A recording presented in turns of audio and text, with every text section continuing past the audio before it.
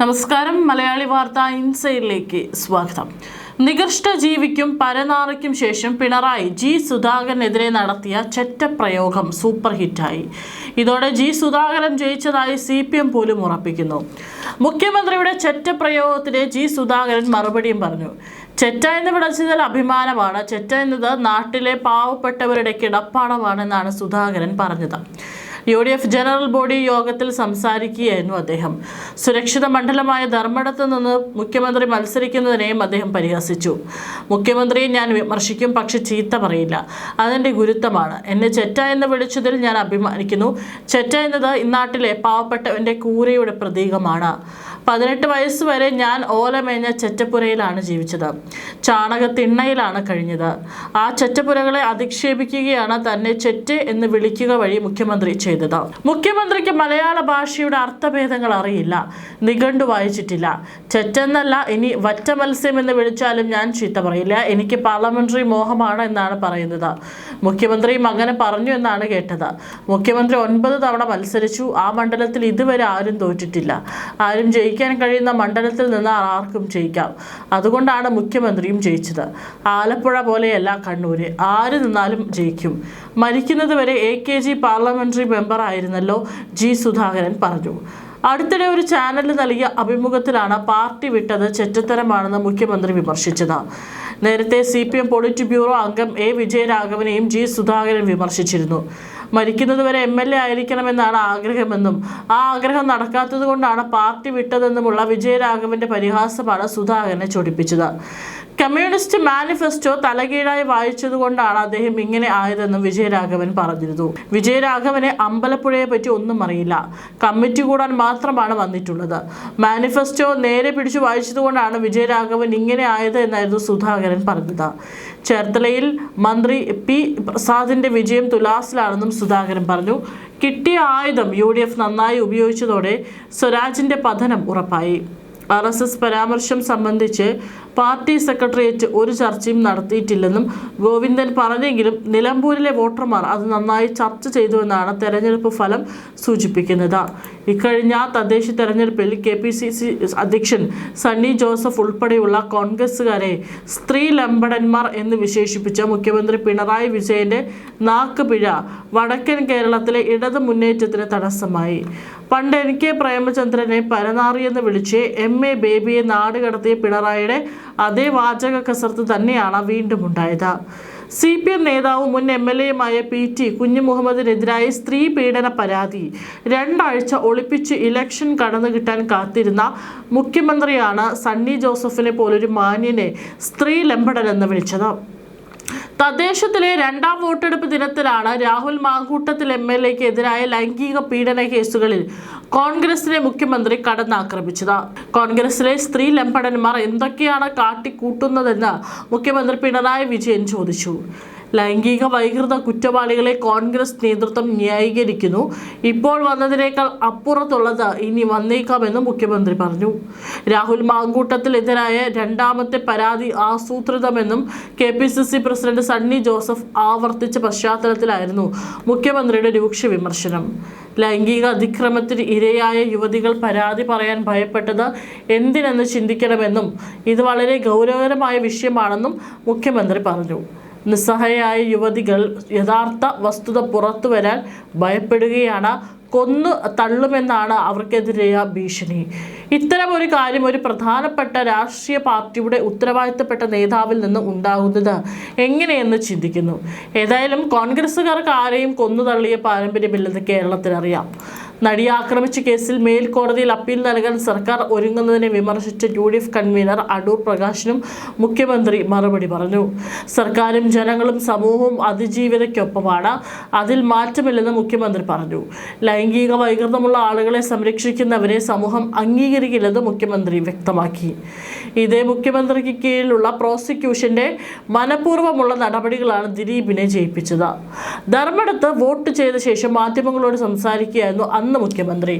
ചരിത്ര വിജയം ഉണ്ടാകുമെന്ന പ്രതീക്ഷയാണുള്ളതെന്നും UDF കേന്ദ്രങ്ങളെന്ന് കരുതുന്നവ പോലും ഇത്തവണ LDFനെ സ്വീകരിക്കാൻ തയ്യാറായി നിൽക്കുകയാണെന്ന് മുഖ്യമന്ത്രി പറഞ്ഞു. ശബരിമല വിഷയത്തിൽ കോൺഗ്രസ് BJP നടത്തുന്ന ദുഷ്പ്രചാരണങ്ങളൊന്നും തെരഞ്ഞെടുപ്പിൽ ഏശാൻ പോകുന്നില്ലെന്നും അദ്ദേഹം വ്യക്തമാക്കി.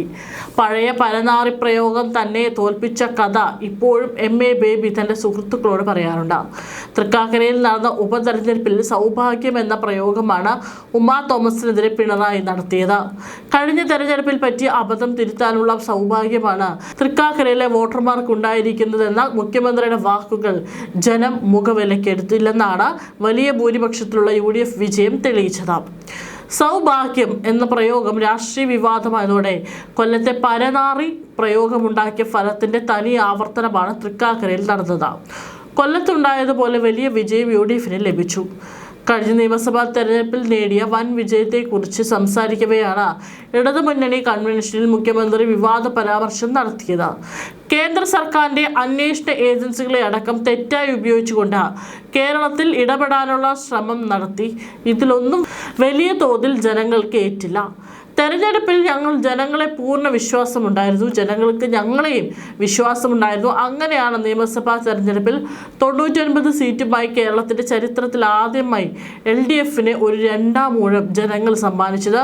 ഇവിടെ ബഹുമാന്യനായ അധ്യക്ഷൻ പ്രസ്താവിച്ചതുപോലെയും നമ്മുടെ നാടൊക്കെയും ജനങ്ങൾ ആഗ്രഹിക്കുന്നത് പോലെയും ആ 99 നിറഞ്ഞ 100ലേക്ക് എത്തിക്കാനുള്ള ഒരവസരമാണ് ഇപ്പോൾ കൈവന്നിരിക്കുന്നത്.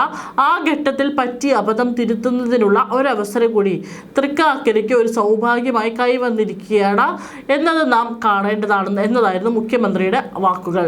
മുഖ്യമന്ത്രിയുടെ പരാമർശം പ്രതിഷേധാർഹവും ദുഃഖകരവും ഒരു മുഖ്യമന്ത്രിക്ക് യോജിക്കാത്തതുമാണെന്നായിരുന്നു PT തോമസിന്റെ ഭാര്യയും സ്ഥാനാർത്ഥിയുമായ ഉമാ തോമസിന്റെ പ്രതികരണം. PT തോമസിനെ പോലെ ഒരാളുടെ നഷ്ടത്തെ സുവർണ അവസരമായി കാണാൻ മുഖ്യമന്ത്രിക്ക് എങ്ങനെ സാധിക്കുമെന്നും അവർ ചോദിച്ചു. നിന്ദ്യവും ക്രൂരവുമായ പ്രയോഗമാണെന്നും ഒരിക്കലും ആ സ്ഥാനത്തിരുന്ന് പറയാൻ കഴിയാത്ത വാക്കുകളാണെന്നുമായിരുന്നു പ്രതിപക്ഷ നേതാവ് VD സതീശൻ പ്രതികരിച്ചത്. ഈ വിഷയം UDF ദിവസങ്ങളോളം മണ്ഡലത്തിൽ പ്രചാരണ വിഷയമാക്കി. വികസനവും രാഷ്ട്രീയവും പറയാൻ കഴിയാത്തതിന്റെ പരിഭ്രാന്തി മൂലമാണ് മുഖ്യമന്ത്രിയുടെ പ്രസംഗത്തിന്റെ ദുർവ്യാഖ്യാനവും കൊണ്ട് പ്രതിപക്ഷം ഇറങ്ങിയിരിക്കുന്നതെന്നായിരുന്നു LDF നേതൃത്വത്തിന്റെ മറുപടി. മുഖ്യമന്ത്രിയുടെ പ്രസ്താവന PTയെ സ്നേഹിക്കുന്നവരിൽ വേദനയുണ്ടാക്കിയെന്നും അത് തെരഞ്ഞെടുപ്പിൽ പ്രതിഫലിച്ചെന്നും കോൺഗ്രസ് വിലയിരുത്തി. കൊല്ലത്തെ ലോക്സഭാ തെരഞ്ഞെടുപ്പ് പ്രചാരണ വേളയിലും മുഖ്യമന്ത്രിയുടെ പരാമർശ വിവാദമായിരുന്നു. 1996-98 ലോക്സഭാ തെരഞ്ഞെടുപ്പുകളിൽ ജയിച്ച NK പ്രേമചന്ദ്രനെ തഴഞ്ഞ് 1999 സീറ്റ് പിടിച്ചെടുത്ത CPM 2014 RSPക്ക് സീറ്റ് നിഷേധിച്ചതോടെയാണ് അവർ മുന്നണി വിട്ടത്. UDF സ്ഥാനാർത്ഥിയായ NK പ്രേമചന്ദ്രനെതിരെ PB അംഗം MA ബേബിയാണ് മത്സരിച്ചത്. തെരഞ്ഞെടുപ്പ് പ്രചാരണത്തിനിടെ കുണ്ടറയിലും അഞ്ചാലമൂട്ടിലും തേവലക്കരയിലുമാണ് അന്ന് സംസ്ഥാന സെക്രട്ടറിയായിരുന്ന പിണറായി വിജയൻ പ്രേമചന്ദ്രനെതിരെ പരനാറി പ്രയോഗം നടത്തിയത്. ഇത് തോൽവിക്ക് പ്രധാന കാരണമായി പിന്നീട് മുന്നണി വിലയിരുത്തുന്നു. തെരഞ്ഞെടുപ്പ് രംഗത്തൊക്കെ ഒരു പൊതുപ്രചാരണത്തിൽ പാലിക്കുന്ന മര്യാദയുണ്ട്. സ്ഥാനാർത്ഥികൾ വ്യക്തിപരമായി പറയുക എന്നത് സാധാരണ സ്വീകരിക്കുന്ന ഒരു രീതിയല്ല. പക്ഷേ പരനാറിയായാൽ എങ്ങനെ പറയാതിരിക്കും എന്ന പ്രശ്നം വേറെ കിടക്കുകയാണ്. ഞാൻ അതിലേക്ക് കടക്കുന്നില്ല. RSP കൊടും വഞ്ചനയാണ് കാട്ടിയത്. ഞങ്ങൾക്കത് മനസ്സിലാവില്ല. ഒരുമിച്ച് നടക്കുമ്പോൾ നിങ്ങൾ കടാര കരുതിയിട്ടുണ്ടെന്നും പിന്നിൽ നിന്ന് കുത്തിവീഴ്ത്തുമെന്നും ആരെങ്കിലും പ്രതീക്ഷിക്കുമോ? പിണറായിയുടെ ഈ പരാമർശമാണ് വിവാദമായത്.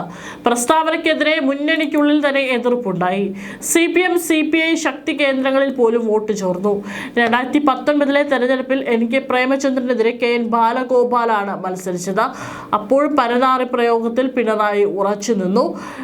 LDFനോട് ചെയ്തതുപോലെ UDFനോട് ചെയ്യില്ലെന്നും എന്താണ് ഉറപ്പെന്നും പിണറായി പറഞ്ഞു. 2014 പ്രേമചന്ദ്രന്റെ ഭൂരിപക്ഷം 37,649 ആയിരുന്നുവെങ്കിൽ 2019 UDFന്റെ ഭൂരിപക്ഷം 1,20,000 കടന്നിരുന്നു. MV ഗോവിന്ദനും ഇത് തന്നെ സംഭവിച്ചു. അത് നിലമ്പൂർ തെരഞ്ഞെടുപ്പിൽ ആയിരുന്നു. ജന്മനാട്ടിൽ M സ്വരാജിനെ അടിമതറിയപ്പോൾ പാർട്ടിയിൽ ഒരു വിഭാഗം ചർച്ചയാക്കിയത് തെരഞ്ഞെടുപ്പിന് തൊട്ടു മുമ്പ് CPM സംസ്ഥാന സെക്രട്ടറി MV ഗോവിന്ദൻ RSS ബന്ധത്തെക്കുറിച്ച് നടത്തിയ പരാമർശങ്ങളാണ്.